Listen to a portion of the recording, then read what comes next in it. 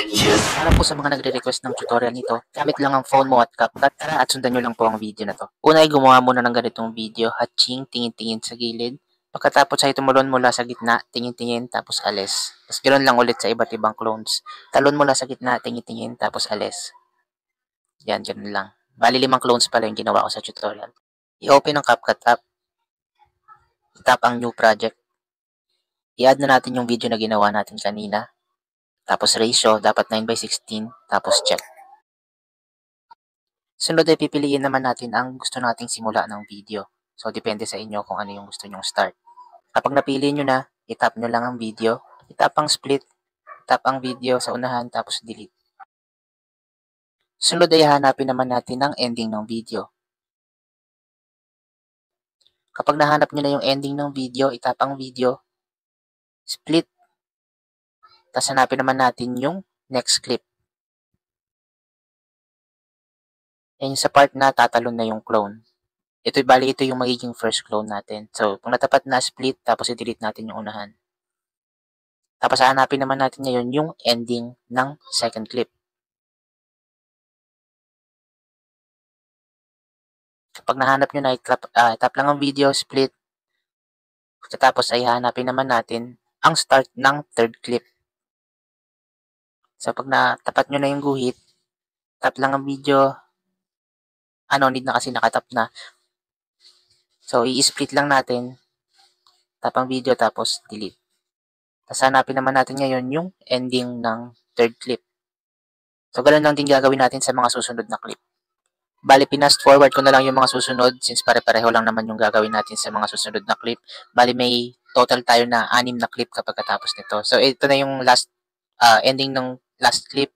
Delete lang natin yung last part ng video. Delete lang din natin yung ending. Sunod ay tatap naman natin ang second clip. Pagkatapos hanapin natin ang overlay para bumaba yung second clip. Overlay. Pagkatapos i-drag natin, pindutin natin ng matagal papunta dun sa part na hahatsu, yung unang clip. Kapag naitapat nyo na yung second clip, itap naman natin yung second clip, hanapin natin ang cutout o sa iba ay remove BG, tapos remove background. Antayin lang natin mag 100, tapos check. Pagkatapos ay i-check naman natin kung nasa timing ba yung second clip. Dapat saktong pagka-ching ay sakto namang labas ng first clone. At dahil wala sa timing, binawasan ko yung second clip. Tapos inurong ko lang yung video papunta sa unahan. At ayun, nasa timing na. Pumunta naman tayo ngayon sa third clip. Ganun lang ulit gagawin natin. Itap ang third clip. Hanapin ang overlay para bumaba yung video. Tapos pindutin ng matagal, i-drag papunta sa part na hahatsu na. Ganun lang din, ita-timing lang din natin ulit. Kapag hindi timing, bawasan natin yung unahan. Itap ang video.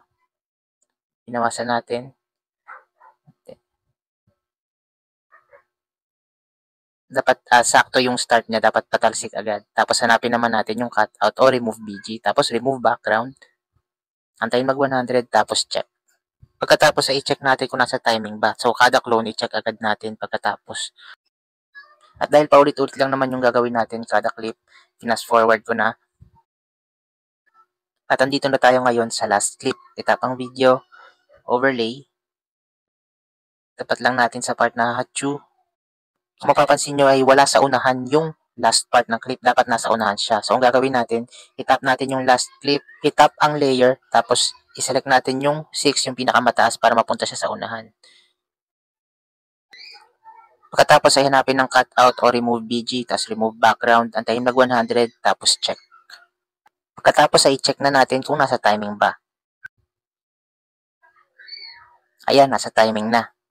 Pagkatapos ay pagpapantayin naman natin yung ending ng video. So, yung pinakamahaba, babawasan lang natin. Dapat ang pinakamahaba, yung main track, yung nasa pinakataas. So, bawasan natin yung sobra. Yung clip ang sobra. Ayan, bawasan lang. Ayan. So, since di naman lampas yung iba, pwede na natin yan i-save. So, bago i-save, lagyan muna natin ng sound effect. I-tap ang back. Pagkatapos, hanapin natin yung audio, sounds. Pagkatapos, i-type natin sneeze. So, piliin nyo lang yung gusto nyo, tapos i-add. Pagkatapos, itapat nyo sa part na hachu. Itap naman natin ng 720p. I-adjust natin sa pinakamataas lahat. Depende sa inyo kung ano gusto nyo. Tapos, save. Antayin lang matapos. Tapos, ito na po ang resulta. Maraming salamat po. Please follow and share.